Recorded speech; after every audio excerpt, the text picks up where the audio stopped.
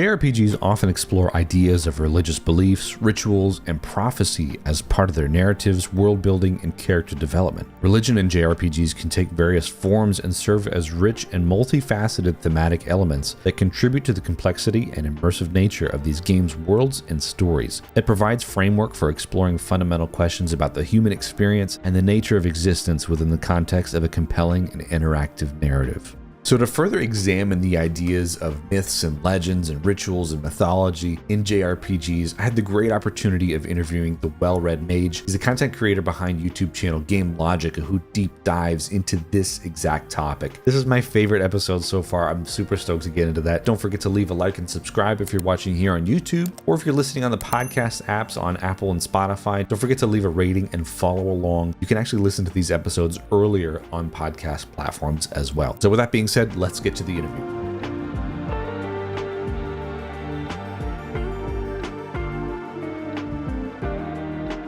It's great to meet you. It's great to have you here. I only just found out about you the other day, and because I put a Twitter post out there. One of my followers, Spencer, posted your username, and I had a quick look, and I was like, I love this. This is awesome. And the idea of your channel, GameLogica, we're going to get into that soon. But essentially, you cover like mythology and theology in video games. And aside from video games, both of those topics are incredibly interesting. But when you incorporate those into video games, that just opens a whole other door. And I just think that's really cool. Nice, yeah. So we'll get to all that. But usually for all the guests and interviews that I've had on my still yet unannounced show, I want to get a chance to get to know you a little bit better and have the audience get to know you a little bit better. Straight up, what's your favorite RPG? What's your favorite JRPG? Oh man, so those that know me knows the answer to this. It's Chrono Trigger. Yep, good choice. And if you ask that question numerous times, you may get that answer numerous times. It is. So there's a lot of kind of rush online for people to kind of defend their favorite games, right? And Chrono Trigger, I think, is one of those games that its reputation speaks for itself in a lot of ways. You know, it's enjoyed 30 years of great critical reception. So, but it's been my favorite since the first day I played it. It's inspired me to become a writer. I attempted a novelization of it when I was like 12. Or something like that. It's a very fond and dear game to my heart. So would you say that you sit more in the 16-bit era for JRPGs or just games in general? So I try to live up to the Red Mage mentality and do variety, you know. Mostly just so I don't burn out. But recently I've actually been doing a kind of a close study on the Super Nintendo RPG canon, so very much 16-bit. And that's for a specific purpose. I'm not allowed to announce what that is yet. Yep. But there is a big announcement coming. And so that's just been playing every Super Nintendo RPG and RPG Lite and RPG Hybrid, right? Because some people would be like, well, is this really an RPG? I was like, it's close enough, you know? So are you including Final Fantasy Mystic Quest in this? Yes. Okay, good. Yeah. And it's just a turn-based JRPG, you know? I've met people who are like, JRPGs aren't RPGs. Or they'll be like, action RPGs aren't RPGs. I was like, yeah, they are. So I'm attempting to be really inclusive with my list. It's 46-ish games. I've played through about 3/4 of them, I think. Wow, nice. So yeah, so it's been fun. A lot of games that are brand new to me, like Lufia. I don't know if you've ever played Lufia. I've not played that, and I've had so many people recommend that I do, and I would love to. Oh my goodness! But it's one that's just totally I've missed for whatever reason. Same here. I only played the second one for the first time last year, and if you love Super Nintendo at all, you will be blown away to realize there's a fully fledged roguelite minigame dungeon embedded into Lufia 2. Oh wow. It's like 99 floors of like randomly generated monsters and treasures and stuff. And if you die, you lose all the loot that you got from that run, except for like specific blue chest items. And I was like, how have I never heard of this? like the concept is it seems really modern despite Rogue being ancient, but I was blown away at that scope, you know. Well, that's cool. I mean, I judging by what's behind you, you might have most of these games physically. Am I I'm assuming? trying to. Yeah. I think I'm missing maybe 10 or so. Well, still. I've lucked out though. There are some really generous people who have contributed to the cause of getting all these and playing all these, and I'm photographing them and really studying them and Yep. researching them. So some of the really hard to find ones like Spike McFang, Mm, EVO, some of those were gotten in trades or as gifts. So nice. I didn't have to shell out like $5,000 for some of them are ancient and expensive, you know? Oh my So, goodness, I know. yeah.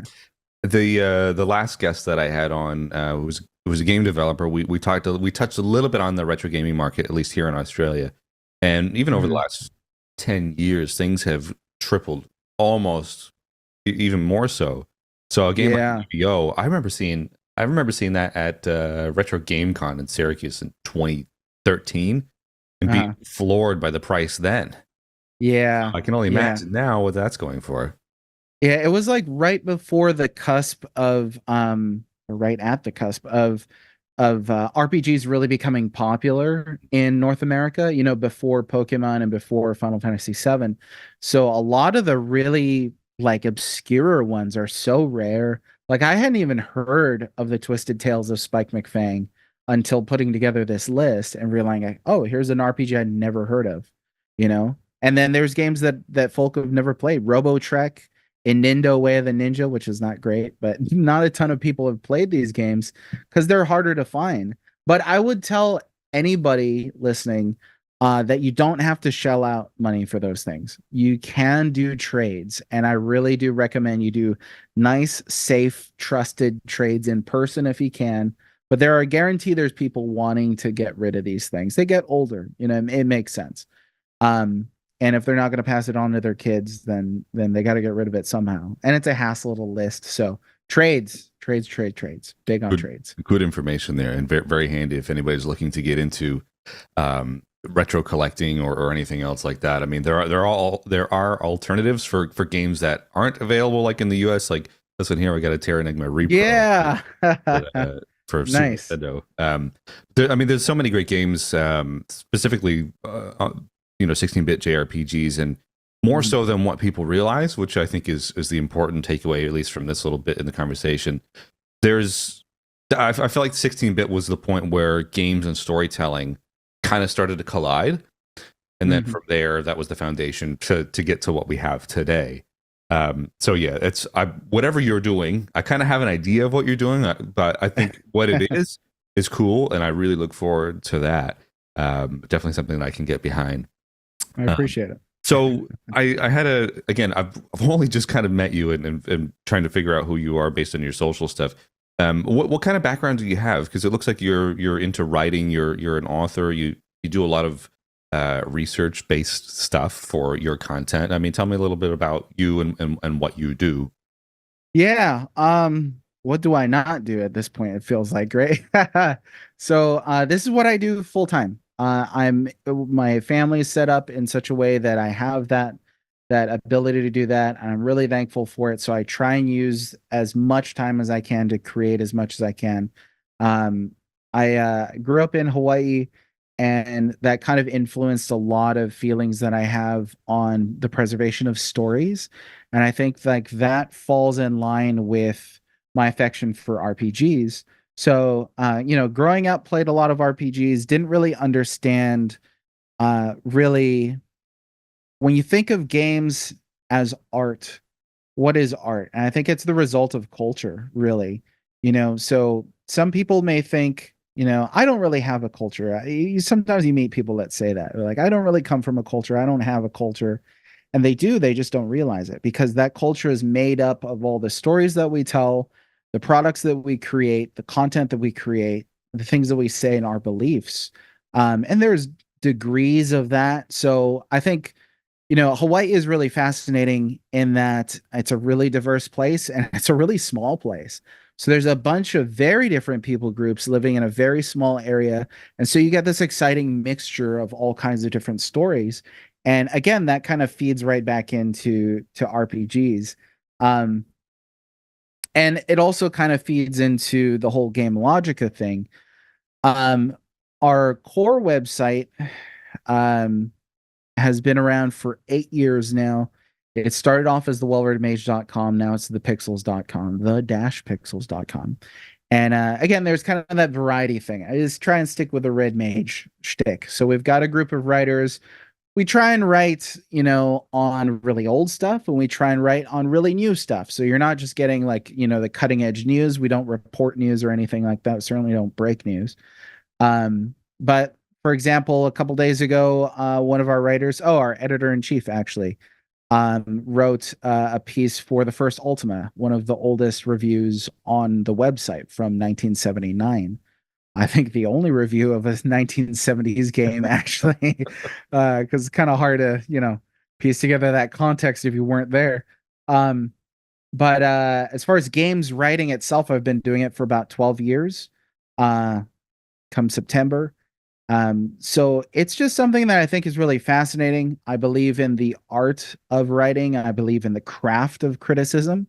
I think it's something that you can get better at through practice, and that as a society, we can build mechanisms for critiquing art in a way that makes observations about these subjects outside of our own experiences.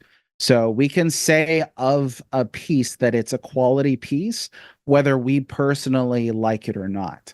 And there's a couple games that like influence that thought. Like I played Last of Us, and like I was blown away at Last of Us, but I also really didn't like Last of Us.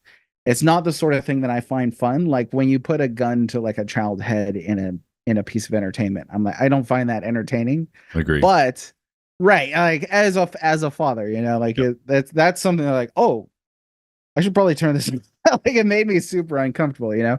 But at the same time, I can look at The Last of Us and acknowledge that it has really quality performances. The technology of facial capture is really impressive. All the things that go together to make it what it is. So that kind of that chasm sometimes, and that overlap sometimes between our subjective experience and what the objective product is something that I always want to pursue in my writings. And I'm sorry that kind of got real down in there. No, Like, this is what I yeah. want. This is exactly what I want for this program. And I think what you're saying there is the thing that I think is lost on a lot of people these days, because for one, I'm going to sound like such a boomer saying this, but so many people get so lost in scrolling Instagram or TikTok, and if something doesn't tickle their brain within 5 to 10 seconds, they turn it off. And if it does hold their interest, then immediately it's going to get picked apart for maybe not being what they expect or something else. So I think there's a lot of subjective criticism, or what you're speaking to, that could be really learned from, especially if there is a piece of media that you don't like. Okay, I don't like the story, but you always got to lean into that bot of, yes, facial capture or whatever else you're speaking to for Last of Us. I think those are really great points.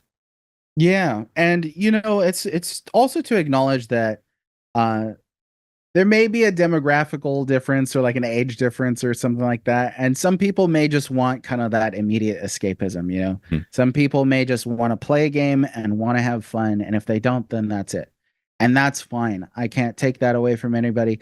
What I always say about the work that we do is that this is just another way to enjoy video games. It's not the best way to enjoy video games. It's not a way that everybody has to enjoy video games. It's just a way to enjoy video games. It's not snobby or anything, to think about games at this level. And again, it's not that other people have to do it this way, but I just find it personally fascinating to do it this way. There's nothing wrong with that, though. And I think if there's anything I've learned specifically with like my journey on YouTube, is like niching down is a good thing, because the deeper you go, you'll find that there are people interested on stuff in such a like that molecular level that you're looking at things, and I think that's really cool. I mean, I had a look at your website, The Pixels, and I mean you're covering a lot of things that's not just specifically like RPG related. I mean, you've got top racer collections, the tribute to Akira Toriyama, Ultros, Berserk Boy, like a lot of 2024 games, and then plus you're sprinkling in your YouTube content from GameLogica, which is really cool. And I mean, you've got a Patreon, so like it's all happening here, and you've got a shop as well. I had to look at your shop. I kind of want to get that I haven't touched the shop for a while. There is some art on there, but yeah. Yeah. So look, I what really got me interested in what you're doing, and you're already kind of speaking to that now, like studying culture and the mythologies and theology in video games, and I like the fact that you're using your own experiences from growing up in Hawaii, because there's a lot of stuff there to look into for your own culture and history and everything like that. And at what point did you become interested in studying this in video games? Is it something that you've always found that was present there? And as you got a little bit older and reached a certain kind of experience level, it's like, oh, this stuff is in there. I just need to go looking for it. Was that kind of what it was? It's kind of hard to say. So like I'd been interested in at a young age in the topic, actually, and learning about Hawaiian mythology. I remember being real young, like 8 maybe, and getting books on, Greek mythology from the library, because there wasn't many options to, some of the younger folk may not know, like at a certain point in time, you can just hop online and do whatever the heck you wanted. You had to hoist yourself down in the library and do some research that way. So, but I remember just kind of chewing through the mythology section, and finding again really fascinating stories, and not being so over concerned with whether they happened or not. That wasn't really important to me, whether there ever really was a Zeus or a Pele, the volcano goddess in Hawaii. It wasn't important to me if they were real or not. It was important what they meant, what their stories meant. So as far as connecting that with video games, actually, um, I'm not going to say the URL because I don't want anybody to go there, but I have an original blog from 12 years ago. That was my first games writing. And I recently kind of remembered that existed after having forgotten about it for a very long time. And I went back and looked at it and I was like, this is really bad. And it speaks to the craft of writing, where like you get better through practice. That happens to anybody. If you like look at your own content, you're like, wow, this sucks, just keep doing it, because like your practice will make you improve. You cannot not improve, unless you develop like bad habits. Like that's just how practice works, right? So I had to tell myself that it was not great writing, but one of the earliest pieces was on Earthbound. And spoilers for Earthbound, you beat the final boss through prayer, which is like a distinctly religious act, essentially. Here embedded in this game, and obviously Earthbound pulls from so many different cultures. And there's a lot of that in RPGs of that era, but that was the first one where I really kind of tied things together like that. And I always thought it was fascinating. My writing career didn't turn into just pursuing that, but GameLogica has been in development hell, no pun intended, it was there for like maybe 2 years before I finally launched it. Just as there were other projects, and something that was really important to me was coming up with a visual identity. And I'm not a video designer or anything like that, so it's hard for me to do these videos. It's like I can bang out a script in like 15 minutes, and then it takes me a week to put together a 10-minute video.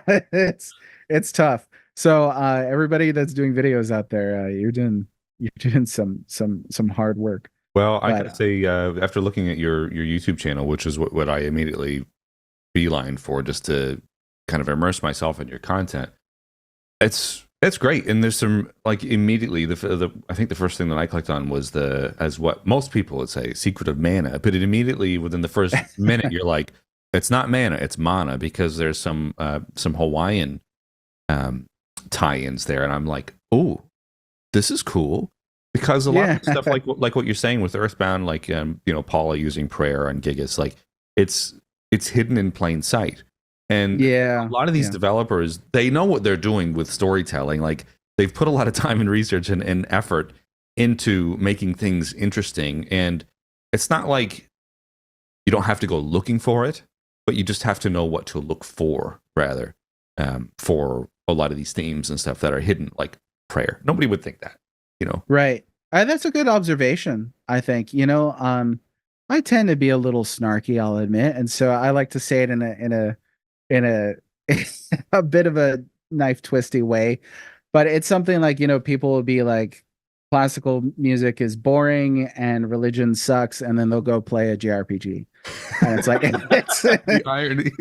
yeah, the irony is insane. Like JRPGs are literally just religion repackaged with like swords Yeah, and so true. stuff like that, like dragons and things.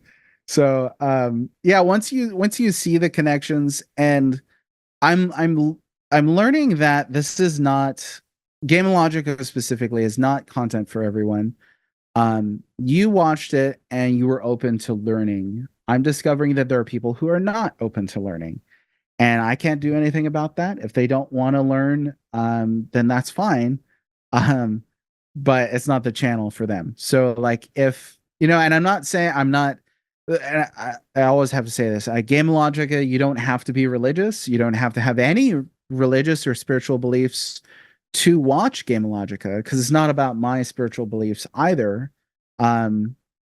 But you do just have to have an open mind, because we're talking about a range of different things. I want to explore the entire world history and world mythology, not just a single one. And so far we've looked at British, Greek, Polynesian, and American beliefs. I want to get into some Native American ones, and a variety out there that just aren't at the kind of the same popularity as your typical God of War and things like that. Well, the thing is with God of War, for example, it's brought a lot of those myths and legends to the forefront in a way where people, I think it's made more accessible. One of my favorite classes in high school, not that I ever did well in high school, my God, was myths and legends, and it was studying myths and legends, and there's a lot of it present within video games and other entertainment, and specifically JRPGs. I mean, look at all the summons in Final Fantasy. Like a lot of those are mythological stuff. Even we'll touch on this in a little bit here. Your video games and religion subreddit, breaking down Knights of the Round. All those are drawn from specific things and myths and legends through different points in time. For me, my journey to educate the viewer out there that might not know, it started with Xenogears for me. Have you played Xenogears? Oh, yeah. I've not beaten it, but that game hits you over the head with religion pretty quick, doesn't it? I was not expecting. There's a lot of commentary on. I would assume that it's commentary on like today's standardized religion and religious practices and deeper things that can be associated with that. But the way that game just picks apart religion and makes you think in such like a philosophical way totally blew my mind. And that's the point, like after playing Xenogears, where I kind of realized that there's all this stuff there ripe for the picking. You, like I said before, you just have to know what to look for. I suppose, what are some common themes, mythological or theological themes that people can look for in video games, and at least the ones that you experienced and played? Wow. I mean, it's hard to argue that the biggest religion for the past 2,000 years has been Christianity. You will find that everywhere, whether they want you to or not. I mean, because it's one of those things that's so ingrained into culture and into pop culture, that there's stuff everywhere for it. And I don't think people realize. Like one example I like to use is simple phrases like, you got by the skin of your teeth, like that. Just phrases that are the crux of it. Just phrases that we use without even thinking are essentially from the Bible. So that's absolutely something that's all over the place. Another one I would say a huge one, and one I'd like to revisit again, is Arthurian legends. So you mentioned the Knights of the Round. That's kind of I wanted to share some of that initial research on the subreddit, which is brand new. Yep, And we need active posters. Yep. So please like, go check that out. Yeah, it's like a couple days old. We need you there, encouraging conversation and posting. So please do check it out. That's it's r/, video games and religion. Yep. But there's that. There's a video that I did on the Master Sword, which is 100% the Sword in the Stone. Like once you see it, you're like, oh, they literally just changed the name of the sword. It's like exactly the same thing. Yeah. So and I don't want to spoil it, but check that video out. There's a story in there that potentially inspired the real myth of the Sword in the Stone. That may have been, around that time. So but stuff like that, yeah, that's kind of everywhere. The idea of like a chosen one's sword, that kind of confirms their role. That sort of thing is all over the place. You mentioned Final Fantasy. I think what Final Fantasy does real well is it mixes together different world myths. So we mentioned God of War. That's all kind of in like a same tradition, at least until like the remake, right, where they're starting to cross it over with Nordic religion and Nordic beliefs. But Final Fantasy has always kind of taken all of these ideas from around the planet and mashed them together, sometimes in very fascinating ways. So, and I think that speaks to a lot of different people too.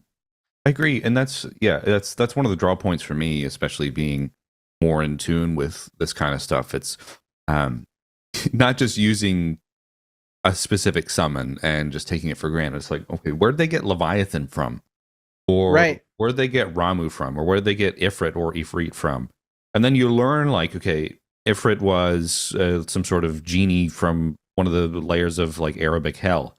And then you get to learn about that kind of stuff. And it's awesome. And I think these games, again, present it in a way where it is there. And if you just do a quick Google search, you can really engross yourself in all this really cool stuff that I just personally find interesting. And I don't think that there is enough out there of, which is like, boom, I beeline straight for your channel, because you're starting to get to that point where you're breaking these things apart and making it, again, accessible for people to digest. And I love that video format. And there are some really cool creators that I'd shout out. MJ Gallagher, Prof Noctis, who Yes. I chat with all the time. They're doing really cool stuff on Final Fantasy. I know I was talking with Prof. So he was actually our editor in chief for the Pixels last year. We recently did a changeover, and he's really focused on Final Fantasy. I know he talked about eventually kind of moving into looking at broader games. A tricky thing for me is looking at broader games, but not just seeing RPGs, kind of seeing, what's beyond that. I've already done Final Fantasy and Dragon Quest and, stuff like that. Mana now.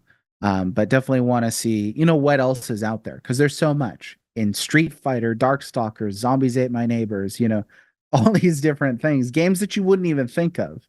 Have got some of those things in there. And again, to reiterate a point from earlier in the conversation, that's because we can't help it. As human beings, we tell stories based on our cultural beliefs, based on things that we've heard. And so these stories that have lasted generations are bound to pop up in the stories that we tell.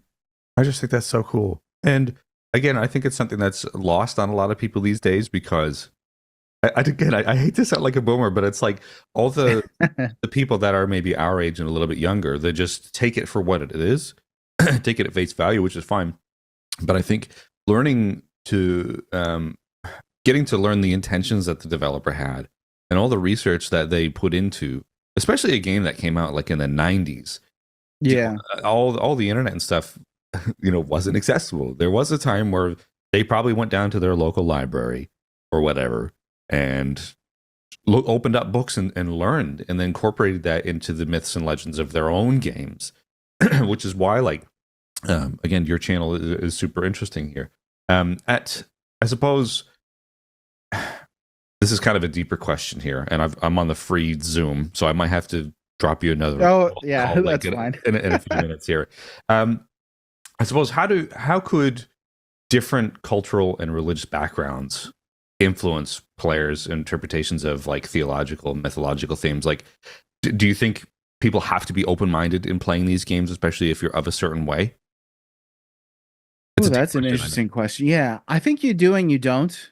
I think you don't have to care about anything mythological. You could be the most let's just say for the sake of argument, you could be the most militant atheist or agnostic on the planet and still enjoy Final Fantasy, right? You could think that every single spiritual, religious, folkloric, legendary, mythological, whatever is BS and still enjoy Final Fantasy. And I think that's why a lot of these games will still function at that level. Like Kingdom Hearts, let's say, is another example. Name me a more metaphysical series than Kingdom Hearts. Like, the things that happen in Kingdom Hearts are like, whoa. I'll give you another example. Final Fantasy VI. This is for a large video project that I'm working on eventually.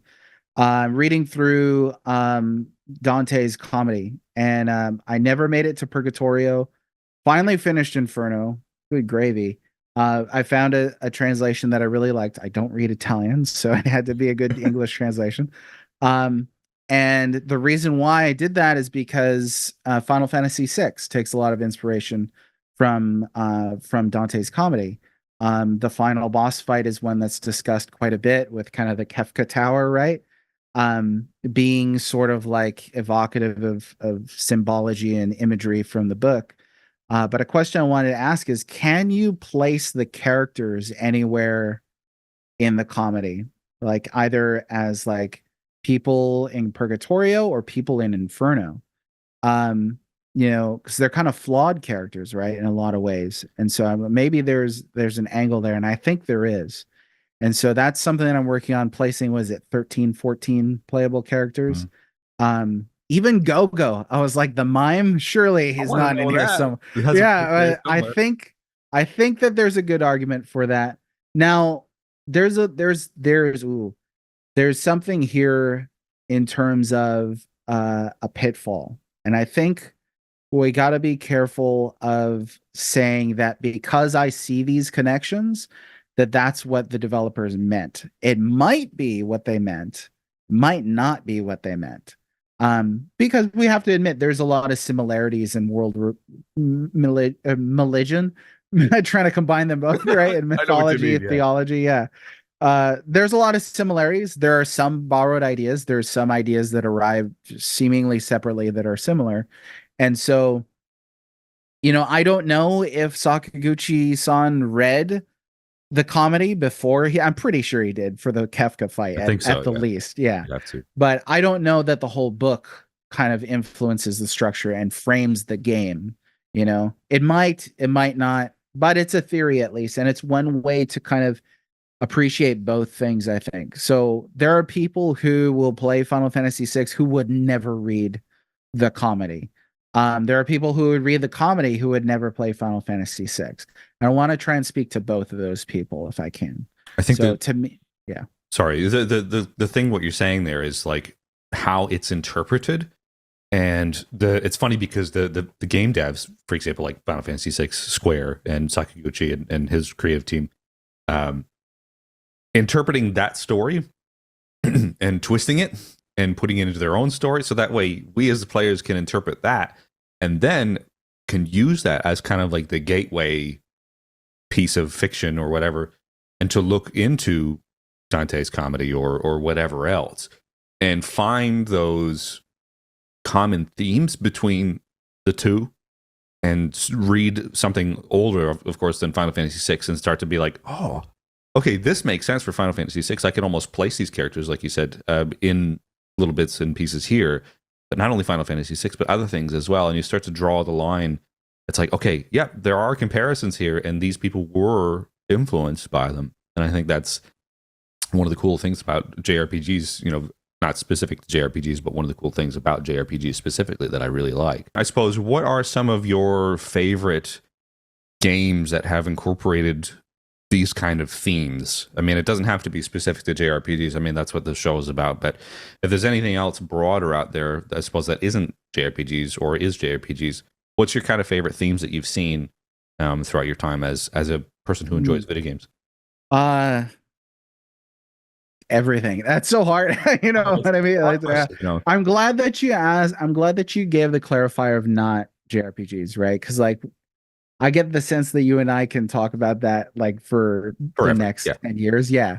I see your Final Fantasy poster in the it's back. there. It's cool. It's there. It's there. Um yeah, because I was just gonna be like, yeah, Chrono Trigger. Yeah. That's my usual answer.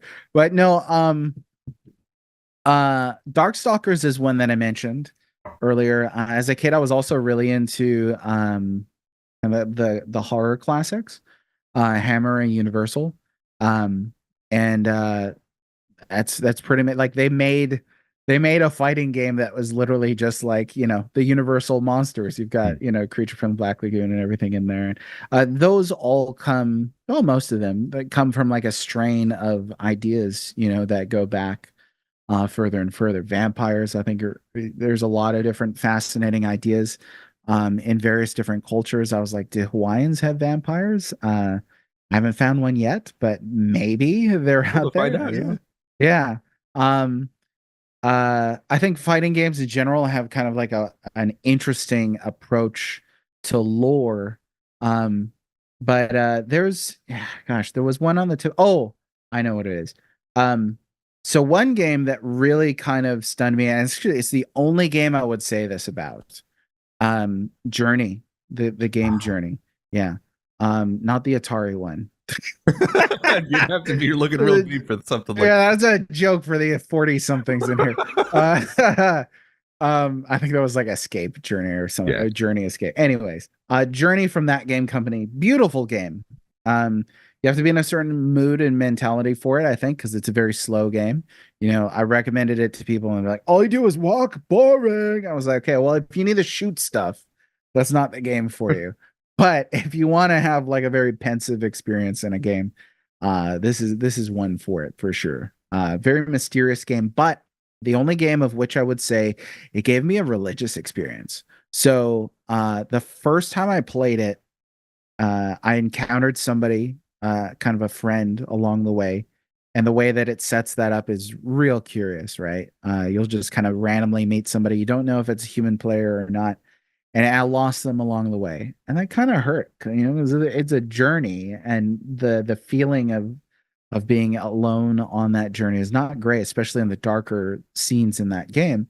But then catching up with them again toward the end, you ascend to the top of this mountain here to kind of reach the end of this long adventure where you're not really sure what you're going to find.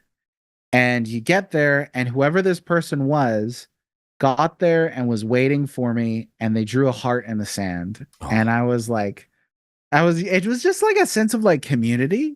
But then I walked side by side with them into the light, and they do not show you the face of God. Whatever that means in that universe, they don't show you the ultimate mystery.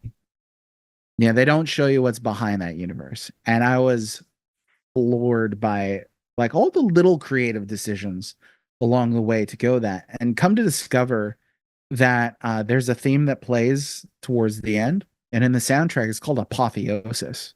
So there's absolutely a sense of religious, what I would call even numinous awe, that is kind of bound up in the latter sections of that game, and it just blew my mind. I hadn't played anything like it, and I doubt I will play anything, you know, like it in the future. Just completely unique. Great choice. Great choice. And I think religious experience is a great way to summarize that game. It's a game I've only played once because Yeah. I know I can't get that feeling back. Yes. And Yeah. I find that it's a game people probably will only have as one off because your feelings and emotions are tied to that specific playthrough. And that can encompass a wide range of games or media or whatever else. Like I'm somebody who doesn't go back and watch movies because I can't have that twist again, or I can't feel that feeling again because everything's new.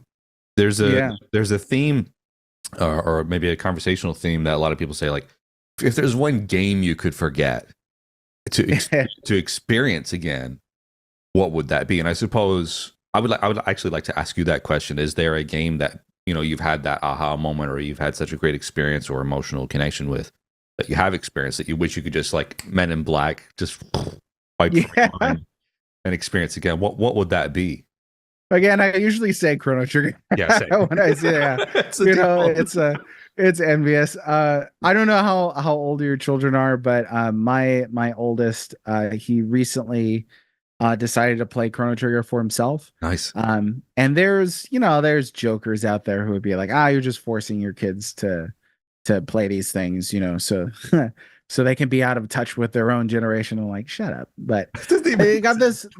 There's a wall of stuff behind me. My kids come in here, they pick something if it's age appropriate, and it's at their reading level, like I'll let them play it, and so um that is the closest I can get short of amnesia Hmm. to replaying Chrono Trigger for the first time, because I'm seeing his relationship with the game for the first time, seeing like where he loses, where he kind of um gets off the track and gets confused, stuff like that. I think that is especially at a young age when kids are really really honest and have like almost no filter. Yes. um and they're not trying to pretend for anybody online. They're not trying to get clicks. They're not trying to like hype culture it up and like engagement farm or anything. They're just playing a game. You really get to see that raw experience. I think that's fascinating. Um, for folk who don't have kids, get a kid somewhere and like figure out how to get them to Play play it some of through your them. favorite games. Yeah, nephew or niece or cousin or something. But it's really interesting. But if I wouldn't say Chrono Trigger, Journey would probably definitely be up there for sure. Shadow of the Colossus might be another one. Yeah, that's a good one. Yeah, like goosebumps the I know, first time you right? play it, you're like, oh, hey, it's just one of those things, that people will be like, it's how pretentious can you get? And like I I just sometimes it feels like you're speaking a different language than I I hear am, you. If you're just looking for the base fun, man, there's shmups, there's shooters, there's stuff like that. But I think that's a really, really thoughtful game in a lot of ways. Yeah, it's funny because my son's 4. I mean, he doesn't have a reading level yet, but we have experienced games together, and that's the one thing. Like, I'm a very proud dad. I love to be very involved, and I love to um, teach my son about stuff that I like. Like That's great. Yeah. dad likes Yeah. these games where this guy has blonde spiky hair and a buster sword. So like, And that's natural. It's natural. I mean, folk who don't understand kids may think that like we're forcing these things upon them, but not at like all. sharing what is special to you and passing that on to your children literally happens every generation. Yeah, It is how we preserve knowledge as a race. Like it's just what we do, you yeah. know? It's just I suppose it's put in a box because it's like I'm telling my son about what games I like, and he can make that connection because if you've played Astro's Player on my PlayStation 5, there's one level where you go through and it's kind of like a nod to all the famous PlayStation things, and at one point there's the Buster Sword in the ground, and you can hit it, and then it goes up and spins. So then we're playing through Final Fantasy Rebirth yesterday because I'm doing some side missions and catching some chocobos, and I figured, well, he can help me out. And he sees it and he's like, "Oh, that's the thing from Astro." I'm like, "Actually, it's from this."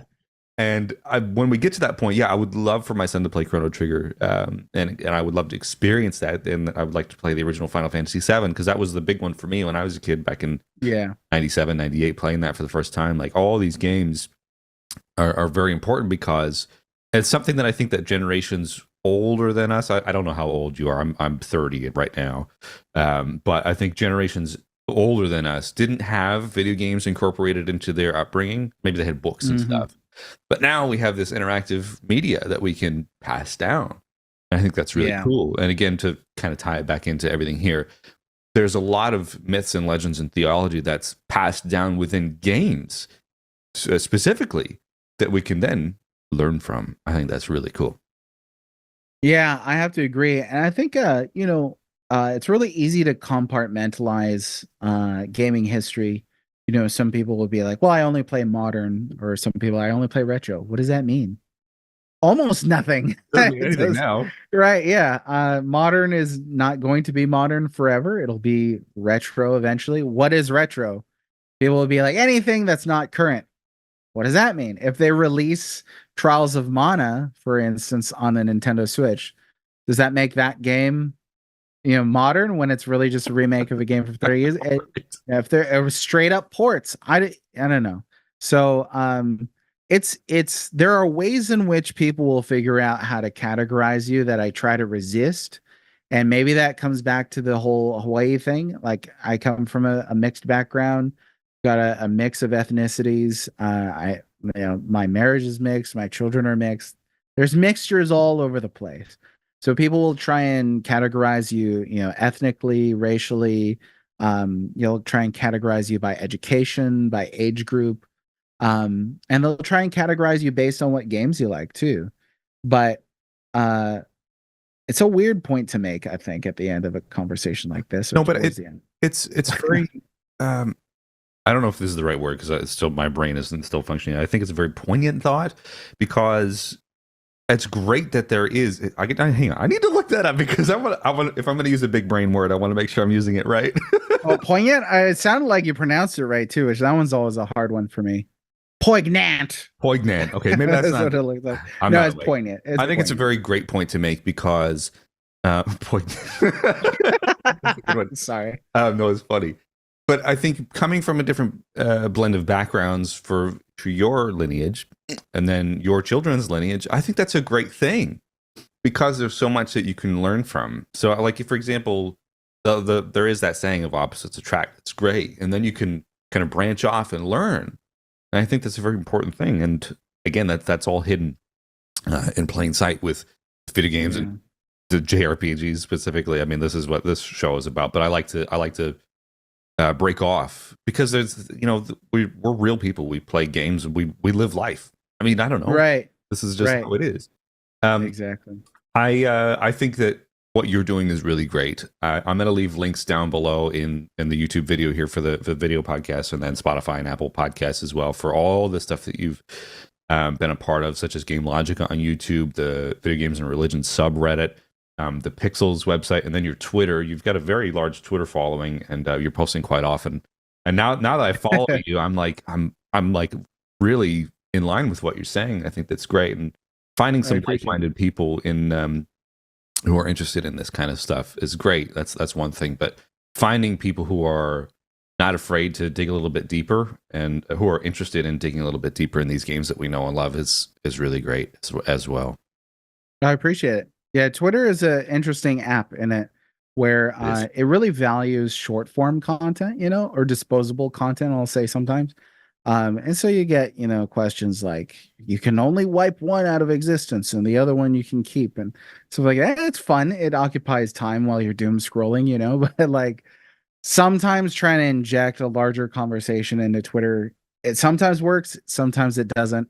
But the best thing about that app is meeting folk like yourself and networking with other people around the globe and kind of learning more of like what people are interested in and what people are doing as well. So like when you first contacted me, I wasn't aware that this was like going to be like a really RPG oriented. Yeah, I'm sorry. It's my fault. No, that's all right. That's all right. At this point, I haven't even announced the show. Like I've got a name for it, but I'm just trying to get stuff in the bag before because I'll burn out if I'm like, here's my show. Like I'm just still exactly. No, yeah, I totally got you. It was a pleasant surprise.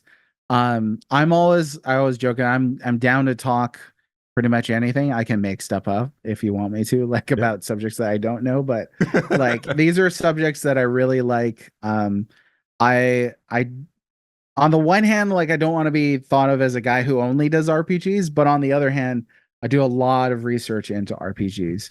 So I just think they're a really interesting genre that like people don't even know how to define too, So there's a lot of conversations that can be had about them. I agree. And yeah, defining it is the thing that makes it interesting because sometimes you cannot.